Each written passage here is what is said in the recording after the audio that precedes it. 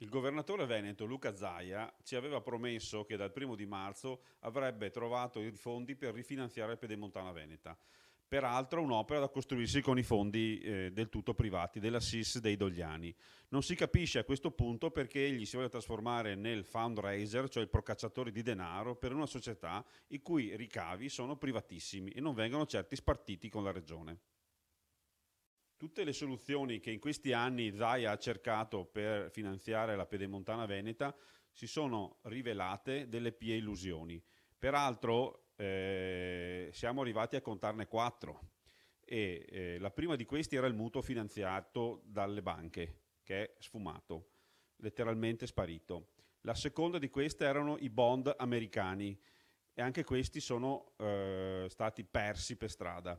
La terza soluzione era la garanzia attraverso la banca della Cassa Depositi e Prestiti, peraltro gravemente illegale e lesiva dello statuto, e l'ultima è quella che in questo momento aspettavamo dal 28 di febbraio, e cioè la copertura finanziaria e le garanzie da parte della Regione Veneto.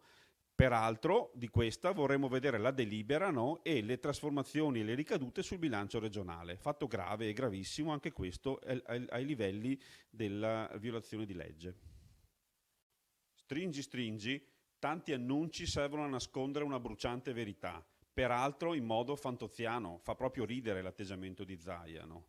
La SIS dei Dogliani in realtà non avrebbe neanche un euro per stendere un metro di asfalto. La conseguenza di questo fatto ricade in primis sugli espropriati, i quali diventano finanziatori essi stessi della Pedemontana, no? E sono i primi a pagare le conseguenze di questa cattiva politica.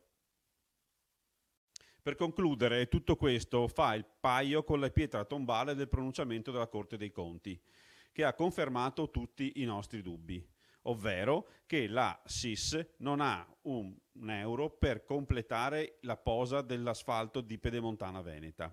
Fermo restando il gravissimo danno ambientale che è emerso, ci stiamo domandando cosa aspetti Zaia a cacciare a pedate nel sedere la SIS e soprattutto perché ci ostiniamo a mantenere un'impresa, quella dei Dogliani, come concessionario.